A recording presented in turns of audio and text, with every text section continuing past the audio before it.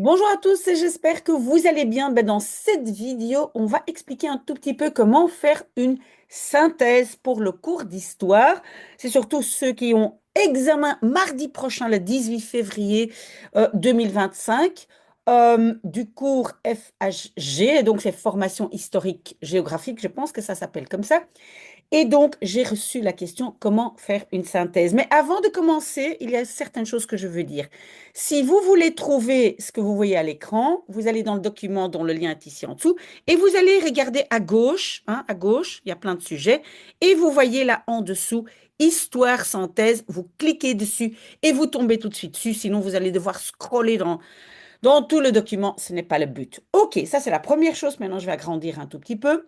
Alors, deuxième chose, attention, il faut bien vérifier avec vos coachs, parce que si vous faites le jury central, vous avez la plateforme de e-learning et vous pouvez poser des questions à vos coachs. Moi-même, je suis encore très débutante et je ne comprends pas toujours cette plateforme. Mais bon, donc attention, probablement il y a une différence entre l'examen de FHG ou FGH, je ne sais plus exactement, et le CESS Histoire, à mon avis, ce sont deux choses différentes. Donc, vérifiez bien. Et donc, pas sûr que pour le FHG ou FGH, vous êtes obligé de faire une synthèse. Ça, c'est une première chose, mais vous pouvez poser la question si vous devez faire une synthèse pour mardi prochain.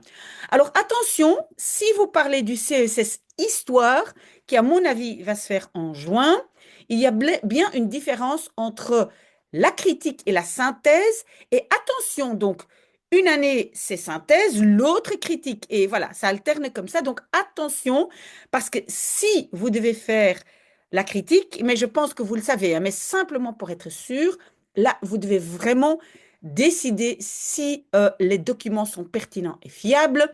Si c'est une synthèse, c'est vraiment faire une synthèse. Voilà, on y est. Euh, Premier conseil, quand on fait une synthèse, je vais tout de suite vous expliquer comment on le fait au fur et à mesure, hein, étape par étape. Et à la fin, je vais donner aussi un exemple pour que ce soit plus clair. Mais donc, ne faites pas tout en même temps. Ça veut dire quoi? C'est que ne pensez pas de pouvoir vérifier votre, comment ça s'appelle, l'orthographe et la structure et tout en même temps. Non. Au début, qu'est-ce qu'on fait? On commence à écrire et par après, on va vérifier étape par étape. Et je pourrais même mettre entre parenthèses, donc c'est à la relecture que vous allez, oula, pas relecture, relecture, vous allez vérifier par exemple orthographe, structure, voilà. Donc, ne pensez pas être Superman. Moi, je ne suis pas Superwoman, donc on ne sait pas faire tout en même temps. OK? Très bien. Donc, comment est-ce qu'on commence? D'abord, on lit le ou les textes. Et à mon avis, c'est ça la différence. Peut-être vous allez recevoir un texte, mais pour le CSS Histoire, à la fin de l'année, normalement, il y a plusieurs textes, hein. Donc, vous lisez tout, vous prenez des notes en lisant, sinon vous allez prendre trop de temps. Et pour moi, hein, et ça c'est le deuxième point, il faut extraire trois idées principales par document en quelques phrases. Donc vous notez en quelques phrases, vous lisez un document, vous écrivez trois grandes idées, hein. Le reste, vous allez extraire plus tard, hein. Vous pouvez déjà souligner, mais je vais extraire trois grandes idées par texte, hein. Voilà. OK. Alors, je fais un plan. Et un plan d'une synthèse, c'est toujours introduction, corps ou développement, hein. Il y a des gens qui appellent ça développement, conclusion. Il y a ces trois-là, hein. Vous marquez déjà introduction, corps, conclusion. Voilà. Vous allez voir que moi, je commence toujours par le corps, mais avant tout, donc vous avez écrit sur la feuille introduction, corps, conclusion. Tu vas te poser la question, mais si maintenant je dois raconter ce que j'ai lu à quelqu'un, hein? Donc comment je vais faire? On va me demander, ah, est-ce que toi tu as lu le texte sur? Oui, je l'ai lu. Bah, ça parle de quoi? Et ça, c'est le plus important. D'accord? Donc très probablement, vous allez avoir un grand thème. Ah oui, mais ça parle de la guerre froide en Europe. OK? Donc voilà. Donc vous avez déjà un grand thème euh, et peut-être quelques arguments. OK? Mais c'est la première question qu'on se pose. OK, alors on commence par le corps de texte, mais, et ça je dois rajouter, le schéma. Ça veut dire quoi? Vous allez voir dans l'exemple, moi j'ai donc pris la guerre froide dans le monde, pas en Europe, mais dans le monde. Et donc, mon corps de texte, j'ai marqué euh, cause-conséquence.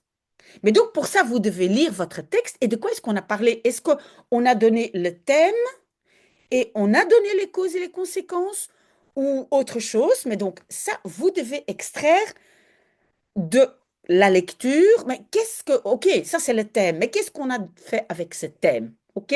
Donc, moi, dans mon exemple, c'est cause-conséquence. À mon avis, vous avez quand même une grande chance que ce soit ça aussi, hein, quand vous devez faire une synthèse. Alors moi, dans mon schéma, je vais noter les causes et les conséquences. Et vous allez voir, donc dans mon exemple, je l'ai fait, mais je le fais après. Donc, vous faites des petites flèches, hein, voilà. Les causes, un, 2, 3. Les conséquences aussi, vous me notez, hein, 1, 2, 3, etc. ou 4. Ça dépend combien il y en a. Mais vous faites d'abord comme un petit schéma. OK? Puis, vous commencez à écrire. Et même si moi, j'ai écrit introduction, corps, conclusion, moi-même, je commence toujours par le corps de texte. D'accord? Et donc, comme je vous ai dit, je vais organiser les arguments de façon logique, comme je viens de le dire. Cause-conséquence, 1, 2, 3, 1, 2, 3. Voilà. OK? Voilà. Mais donc maintenant, oui, en fait, je peux d'abord faire le corps de texte. OK. Donc, je dois bien utiliser les documents. Et s'il y a plusieurs documents, ce qui n'est peut-être pas le cas, mais dans ce cas-là, vous devez faire le lien entre les documents. Comment est-ce que je le fais? Ben, je note tout, hein, donc je prends note comme je l'avais au début, et j'intègre les arguments qui se trouvent dans des documents différents. D'accord? Je ne dis pas document 1, document 2. Non, non, non, non, je prends tous les documents. OK? À mon avis, ici, euh, la question que vous m'avez posée, c'est vraiment un document. OK? Donc, je n'invente pas les documents. Une synthèse, je n'invente pas. Oui, je dois avoir une connaissance du sujet, c'est pour ça que vous avez étudié, mais je n'invente pas. Je prends ce que je trouve, les arguments que je trouve dans le texte. C'est très, très important. Hein? Peut-être vous connaissez d'autres causes, d'autres arguments, d'autres causes ou conséquences. OK? Très important aussi, c'est j'utilise un vocabulaire précis. Ça veut dire j'utilise vraiment le vocabulaire que, qui est utilisé ou dans le texte ou que j'ai étudié avant. Je ne vais pas dire, ah oui, il y avait un bloc de gauche, il y avait un bloc de droite. Non, non, non, non. Je vais vraiment utiliser les mots communisme, capitalisme, enfin, ce que vous avez étudié et ce que vous trouvez dans les textes. Par exemple, il y a deux blocs idéologiques, hein, idéologiques, qu'est-ce que je dis idéologique? Idéologique, pardon, hein, le bloc communiste et le bloc capitaliste. Mais donc, vous êtes très, très précis, hein, on n'est pas ici en train de, voilà, raconter une simple blague. Non, on parle de l'histoire. Donc, utilisez le vocabulaire vraiment que vous avez étudié. D'accord? Un autre élément, quand vous allez écrire le corps de texte avec le petit plan que vous avez fait, c'est des connecteurs logiques. Mais comme je l'ai mis ici, vous pouvez aussi faire ça à la relecture. Et c'est quoi des connecteurs logiques? C'est donc j'écris par exemple le mur de Berlin est tombé en 1989. Donc, hein, et quand j'utilise donc, ça veut dire que bah, une suite de cela, une conséquence de cela est tatatam. Le bloc communiste a fait ceci pour que, hein, voilà, ça ce sont les connecteurs logiques. Ça veut dire je ne peux pas simplement, et d'ailleurs je ne peux pas non plus dans ma synthèse écrire un, 2, 3. Non, non, j'écris pas les chiffres. J'écris euh, une première cause de popopom est tatatum. euh, par la suite une deuxième conséquence ou voilà. Donc vous relayez par, vous reliez, oh là là, vous reliez hein, par d'abord, ensuite, euh, en dernier lieu, pour finir. Voilà, ça, ce sont les connecteurs logiques. Hein. Je ne fais pas une énumération. Oh là là, je ne sais plus parler. Ok, donc j'espère que ça c'est clair, mais vous pouvez toujours me poser des questions. Moi, quand j'ai fini le corps, là, je vais écrire donc l'introduction et la conclusion. Introduction, qu'est-ce qui est important? Moi, j'aime bien commencer par une bonne accroche, mais ce n'est pas nécessaire, je ne l'ai pas non plus fait dans l'exemple, mais par exemple, vous pouvez commencer par euh, Yes, we can, hein? Donc, ce que Obama a dit, yes, we can, si, voilà, ça a quelque chose à voir avec votre développement. Ici, on pourrait, si maintenant on parle par exemple du communisme, on peut donner une petite citation du livre Animal Farm. À mon avis, vous avez lu le livre Animal Farm, hein? Qui parle de les animaux qui reprennent la ferme. Et donc, par exemple, vous pourriez euh, commencer par le slogan, tous les animaux sont égaux, mais certains animaux sont plus égaux que d'autres. Enfin, bref, vous pouvez commencer par quelque chose que quelqu'un a dit ou un slogan, mais vous n'êtes pas obligé. Ne le faites pas si, voilà, si vous êtes mal à l'aise avec cet élément. Moi, je l'ai fait souvent quand j'étais à l'école. OK? N'oubliez pas, on doit savoir quel est le contexte historique. Hein. Donc, dans mon exemple, on va voir, c'est donc la guerre froide dans le monde. Hein. Donc, voilà, je n'oublie pas, et je vais peut-être mettre le sujet, lieu, temps, SLT ou STL, je ne sais plus ce que vous dites, mais donc, le sujet, le lieu et le temps. Hein. Donc, je dois vraiment situer ça dans un contexte historique. Ben, je dois avoir la problématique, ça veut dire le thème. Hein, c'est quoi le thème? Si je raconte cet article à quelqu'un, c'est quoi le thème? Donc la question centrale. Mais je ne peux pas copier une phrase de mon texte. Hein. Je dois vraiment, moi, reformuler. D'accord? Et puis, donc, à la fin de mon introduction, mais vous allez voir l'exemple, je dois annoncer le développement. Et comment est-ce que je vais maintenant, donc, par exemple, maintenant, je vais vous expliquer euh, les causes et les conséquences de la guerre froide en Europe. Voilà. Mais vous allez voir dans mon exemple. OK? La conclusion, ce qui est très important, et je mets quand même des points d'exclamation, on ne peut pas avoir un nouvel élément. On ne peut pas en une fois mettre une conséquence dont je n'ai pas parlé. Donc, pas de nouveaux éléments importants. J'ai fait un bilan synthétique, hein, donc une petite synthèse de ce que j'ai fait. Hein. Voilà, j'ai parlé de ces causes-là et ces conséquences-là. Je dois donner une réponse à ma problématique. Hein. Donc, OK, je vais maintenant donner les causes et les conséquences.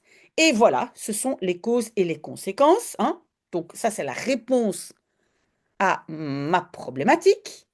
Et puis, j'ai mis aussi entre parenthèses, mais je trouve ça quand même important, c'est je dois donner une perspective plus large. Et ça, c'est peut-être un peu difficile à comprendre, mais c'est pour ça que maintenant, je vous montre mon exemple. Et voilà, si vous vous dites, voilà, où est mon exemple? Il suit, ben voilà, là. Voilà, donc vous pouvez lire, je ne vais pas tout lire, hein, je vais simplement vous montrer, mais ne vous inquiétez pas si vous n'utilisez pas des mots aussi, on va dire, précis, aussi scientifique que moi. Ce n'est pas grave. Ce que moi j'ai écrit, c'est déjà un niveau plus élevé que le CSS. Donc ne vous inquiétez pas. Donc moi j'ai pris comme exemple les causes et conséquences de la guerre froide et donc j'ai lu un article là-dessus. Dans l'introduction, donc vous pouvez lire, hein, mais j'ai bien indiqué, ça se passe dans le monde. Il y a deux blocs idéologiques hein, qui sont opposés. On appelle ces deux blocs idéologiques opposés la guerre froide. Hein, donc, vous devez vraiment expliquer ce que c'est, hein, la guerre froide. Ça se passe dans la seconde moitié du XXe siècle. Donc, je l'ai aussi situé dans le temps. Et voilà, je vais vous expliquer les causes et les conséquences. Voilà, ça c'est mon introduction. Donc, j'ai sujet, lieu, temps et qu'est-ce que moi j'ai expliqué dans le corps de texte. OK? Le corps de texte, mais attention, moi j'ai mis, pour que ce soit clair pour vous, cause et conséquence, mais vous ne devez pas mettre des numéros comme ça et des sous-titres, hein. Vous devez vraiment écrire un texte, voilà, un texte. OK? Donc, vous voyez, moi, j'ai dit les causes, et puis ici, après, je vais mettre les conséquences. Bah, une première cause, c'était deux idéologies différentes. Donc, il y a une opposition idéologique et politique, hein. L'idéologie correspond à une autre politique, un politique communiste et capitaliste, hein, deux idéologies. OK? Voilà. Les causes, c'était quoi? C'était les tensions liées à l'Europe, hein. Donc, il y a quand même, après la guerre, certaines tensions dans l'Europe, hein. Donc, vous allez lire, hein, voilà, qu'est-ce que moi. Et donc, j'ai trouvé ça dans l'article, hein. Je n'ai pas inventé ou apporté ça moi-même, hein.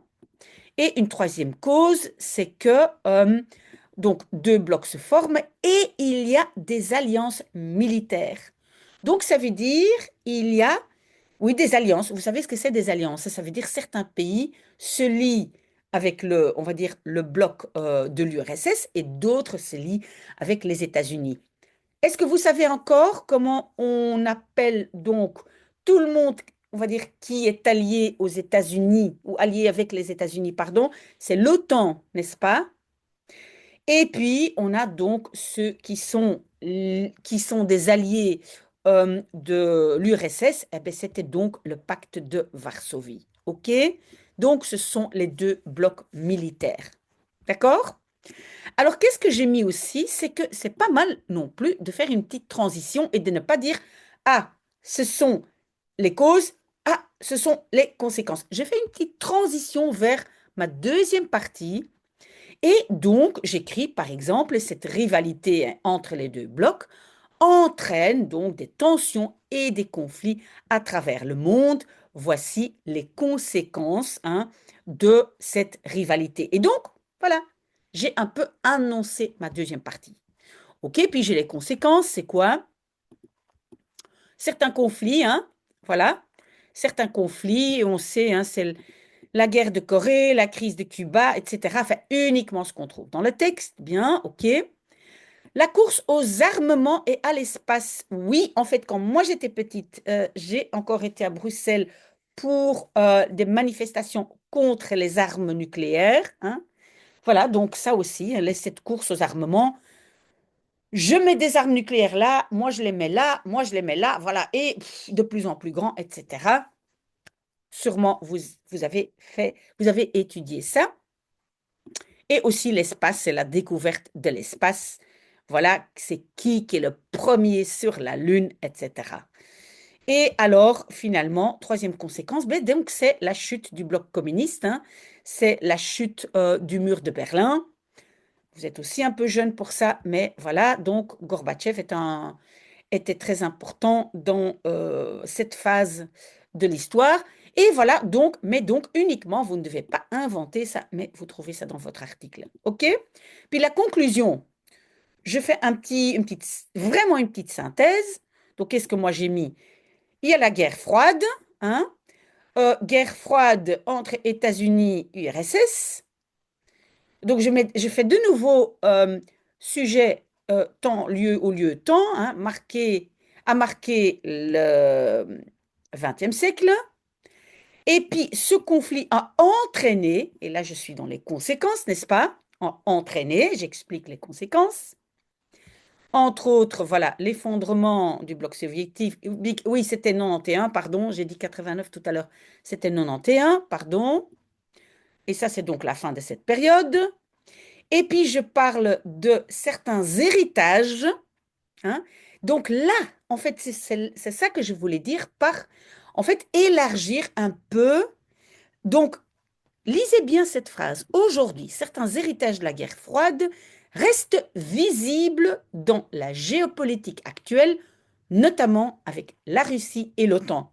Hein, donc, la guerre en Ukraine, etc. Tout ça, c'est un peu les conséquences de ces deux blocs qui se posent. Voilà. Et donc là, j'ai fait une ouverture vers la situation actuelle. OK, donc j'ai bien respecté la structure, hein, introduction, corps, conclusion. J'ai utilisé un vocabulaire historique précis. Je m'appuie sur des exemples que j'ai trouvés dans le texte qu'on m'avait donné et je suis une progression logique et fluide. Ça veut dire quoi? Je mets quand même des transitions. Je ne fais pas un, 2, 3. Non, je fais quand même, j'utilise des connecteurs pour dire suite à ça, euh, pour finir, voilà, j'ai les connecteurs logiques. Ok, j'espère que c'était clair. Sinon, posez-moi des questions, mais entraînez-vous. Et si vous voulez vous entraîner, voilà, vous pouvez toujours me poser des questions. Voilà, bonne chance et n'hésitez pas. À très très bientôt. Au revoir.